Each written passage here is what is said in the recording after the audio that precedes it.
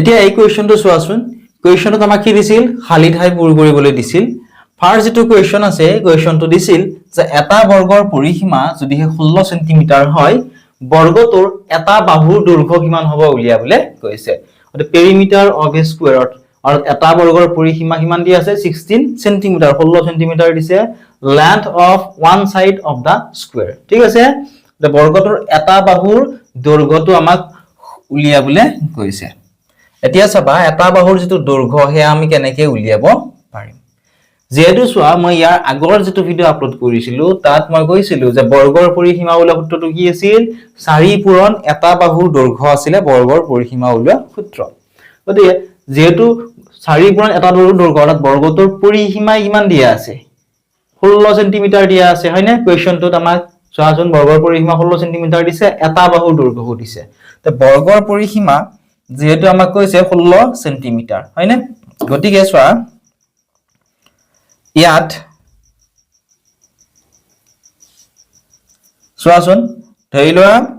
এইটো এটা বৰ্গ হয়নে ইয়াৰে আমাক কি দিছে পৰিসীমাটো আমাক কিমান দিছে পৰিসীমাটো আমাক দিছিল 16 সেন্টিমিটাৰ এতিয়া আমি জানো পৰিসীমা হল সূত্ৰ আছিল 4 পূৰণ এটা বাহুৰ দৈৰ্ঘ্য হয়নে কি আছিল সূত্ৰটো 4 পূৰণ এটা বাহুৰ দৈৰ্ঘ্য আছিল গতিকে 4 পূৰণ এটা বাহুৰ দৈৰ্ঘ্য মানে কি প্ৰত্যেকটো বাহুৱে কি হ'ব লাগিব ইয়াৰে সমান সমান হ'ব লাগিব হয়নে গতিকে 16 যদি হয় তেতিয়া হলে ইয়াত 4 হ'ব হয়নে ইয়াতে 4 ইয়াতে 4 ইয়াতে 4 অৰ্থাৎ এটা বৰ্গৰ পৰিসীমা যদি 16 সেন্টিমিটাৰ হয় বৰ্গটোৰ এটা বাহুৰ দৈৰ্ঘ্য কিমান হ'ব 4 সেন্টিমিটাৰ হ'ব ঠিক আছে বৰ্গটোৰ বাহুৰ দৈৰ্ঘ্য কিমান হৈ গ'ল 4 সেন্টিমিটাৰ অৰ্থাৎ আমি কোৱেশ্চন নম্বৰ 4 ৰ যেটো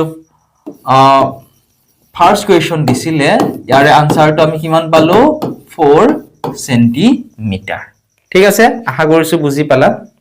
এতিয়া চোৱা নেক্সট কোৱেশ্চন নম্বৰ 2 কোৱেশ্চনটো দিছিল যে এটা আয়তৰ পৰিসীমা যদি 18 সেন্টিমিটাৰ হয় আয়তৰ প্ৰস্থ 3 সেন্টিমিটাৰ দৈৰ্ঘ্যটো কিমান হ'ব উলিয়াবলৈ কৈছে perimeter of a rectangle 18 centimeter breadth of the rectangle 3 centimeter length of the rectangle কিমান হ'ব খুদিছে অৰ্থাৎ দৈৰ্ঘ্যটো আমাক উলিয়াবলৈ কৈছে যেহেতু আমাক চোৱা কোৱেশ্চনত কৈছে আয়তৰ পৰিসীমাৰ কথা গতিকে আমি আয়তৰ পৰিসীমা উলিওৱা যেটো সূত্ৰ আছিল এটো জানিব লাগিব ইয়াৰ আগৰ ভিডিওত ধুনীয়াকৈ বুজাই দিছিলো যে আয়তৰ পৰিসীমা উলিওৱা সূত্ৰটো কেনেকৈ উলিয়াব পাৰি লগতে তোমালোকক কোৱেশ্চনো কৰি ধুনীয়াকৈ বুজাই দিবলৈ চেষ্টা কৰিছিলো গতিকে এই কোৱেশ্চনটোৰ আনসাৰটো উলিয়াবৰ কাৰণেও আমি কি কৰিব লাগিব এই সূত্ৰটোকে প্ৰয়োগ কৰিব লাগিব এই সূত্ৰটো আমাৰ কি আছিল চোৱা সূত্ৰটো আমাৰ আছিল যে চোৱা 2 পূৰণ কি আছিল দিক যোগ প্ৰস্থ গতিকে চোৱা কোৱেশ্চন নম্বৰ 4 আমি তে এক নম্বৰ সলিউশনটো পাই গলো কিমান পাইছিলো 4 সেন্টিমিটাৰ ওলাইছিলে হয়নে 2 নম্বৰটোৰ যেটো আনসাৰ হেয়া উলিয়াবৰ কাৰণে আমি কি কৰিম চোৱা আয়তৰ পৰিসীমা উলিওৱা সূত্ৰটো প্ৰয়োগ কৰিম 2 পূৰণ দৈৰ্ঘ্য যোগ প্ৰস্থ তলত কৰি দিছো চাবা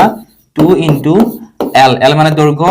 প্লাস b মানে প্ৰস্থ ঠিক আছে b মানে ব্ৰেথ অৰ্থাৎ প্ৰস্থ গতিকে চোৱা যেহেতু আমাক এটা পৰিসীমাটো দিয়া আছে এটো পৰিসীমা উলিওৱাৰ সূত্ৰ আছিল অৰ্থাৎ পেৰিমিটাৰ ঠিক আছে মই অসমীয়াতে লিখি দিছো পৰিসীমা উলিওৱাৰ সূত্ৰটো এইটো আছিল যেহেতু আমাক কোৱেশ্চনত পৰিসীমাটো দিয়া আছে পৰিসীমা কিমান দিছে মন কৰচোন 18 সেন্টিমিটাৰ দিছে ঠিক আছে 18 equal to সূত্ৰ মতে 2 into l টো কিমান দিছে চোৱাচোন l আমাক দিছে জানো দৈৰ্ঘ্য দিছে জানো লেন্থটো দিয়া নাই গতিকে আমি l ৰ ঠাইত l এ লিখিম প্লাস ব্ৰেথ মানে হৈছে প্ৰস্থ কিমান দিছে 3 সেন্টিমিটাৰ দিছে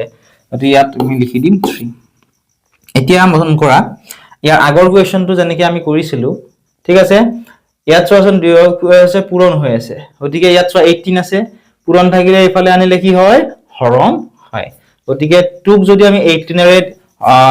18 যদি 2 ৰে আমি ডিভাইড কৰি দিও তেতিয়া হলে কিমান পাম 9 পাম ঠিক আছে ইফালে হৰলে কি হ'ব 2 টো হৰণ হলে কিমান হ'ব 9 হৈ যাব আশা কৰিছো বুজি পাইছা ঠিক আছে হৈ গল 9 ইকুৱেল টু ইয়াতে কিমান ৰৈ গল সো 2 টো ইফালে আহি গল নহয় কটাকটি কৰাৰ পিছত এইখিনি নোহোৱা হৈ গল গতিকে তোমালোকে চোৱা ইয়াতে ৰৈ গল l plus 3 হয়নে ইয়াতে চোৱা যেহেতু আমাক l লাগে l মানে হৈছে লেন্থটো লাগে লেন্থ মানে হৈছে দৈৰ্ঘ্যটো লাগে আমাক হয়নে তে যেটো আমাক উলিয়াব লাগে এটো সদায় ইফালে আনি লম গতিকে ইয়াত চোৱাচোন 9 টো যদি আমি ইফালে নিউ কি হ'ব ইফালে নিয়াৰ লগে লগে বিয়োগ হৈ যাব গতিকে 9 - 3 তো 9 - 3 কিমান হ'ব 6 অৰ্থাৎ যেটো আমি দৈৰ্ঘ্য উলিয়াব আমাক দিছিল গতিকে দৈৰ্ঘ্যটো আমি কিমান পালো 6 সেন্টিমিটাৰ হ'ব ইয়াৰে দৈৰ্ঘ্য অৰ্থাৎ question number 4 or question number 2 ৰ কাৰেক্ট আনসাৰ হ'ব 6 সেন্টিমিটাৰ আশা কৰিছো বুজি পালা এনে ধৰণে আমি আনসাৰটো উলিয়াব লাগিব আমাক নেক্সট দিছে এটা ত্ৰিভুজৰ তিনিটা বাহু ক্ৰমে 3 সেন্টিমিটাৰ 4 সেন্টিমিটাৰ আৰু 5 সেন্টিমিটাৰ ত্ৰিভুজটোৰ পৰিসীমা উলিয়াবলৈ গৈছে 3 sides of a triangle are 3 centimeter 4 centimeter and 5 centimeter respectively perimeter of the rectangle ঠিক আছে এতিয়া চোৱা ত্ৰিভুজৰ তিনিটা বাহু দিছে হয়নে চোৱাচোন মই ইয়াত হেদিনাখন ত্ৰিভুজৰ পৰিসীমাটো ধুনীয়াকৈ বুজাই দিবলৈ চেষ্টা কৰিছিলো আশা কৰিছো তোমালোকে বুজি পাইছা এই ত্ৰিভুজৰ তিনিটা বাহু ক্ৰমে দিছে হয়নে এতিয়া চোৱা তোমালোক মই মনত লিখি লবলৈ কৈছিলো যে ত্ৰিভুজৰ পৰিসীমা হল ইয়াৰ তিনিটা বাহুৰ যোগফল হয়নে কি হয় ইয়াৰ তিনিটা বাহুৰ যোগফলটোই হৈছে ত্ৰিভুজৰ পৰিসীমা গতিকে যেহেতু আমি জানো যে ত্ৰিভুজৰ পৰিসীমা হল ইয়াৰ তিনিটা বাহুৰ যোগফল আমাক বাহু তিনিটা দিছে এটা দিছে 3 সেন্টিমিটাৰ আনটো দিছে 4 সেন্টিমিটাৰ আৰু আনটো দিছে 5 সেন্টিমিটাৰ এই কেইটা আমি যোগ কৰি দিলে ত্ৰিভুজটোৰ পৰিসীমাটো পাই যাম মুখে মুখে কৰিব পাৰো 3 ৰ লগত 4 যোগ কৰিলে কিমান হ'ব 7 সেন্টিমিটাৰ 7 ৰ লগত 5 যোগ কৰিলে হ'ব